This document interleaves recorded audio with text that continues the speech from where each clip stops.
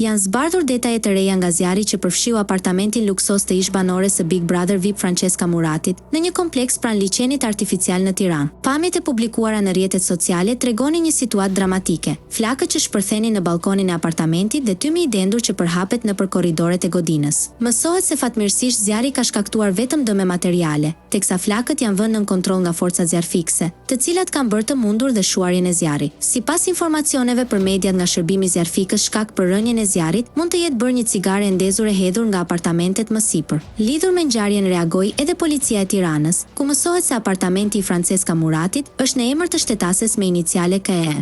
Apartamentet në kompleksin në fjalë shkojnë nga 500.000 euro deri në 1 milion euro, teksa Francesca Murati e reklamoi banesën e saj në rrjetet sociale rreth një muaj më parë. Postimi i saj ngjalli reagime në rrjet, duke ngritur dyshime se si i siguroi Francesca Murati të ardhurat për të blerë një apartament me atë vlerë në Tiranë. Deri më tani ish-banorja nuk ka reaguar lidhur me incidentin e djeshëm.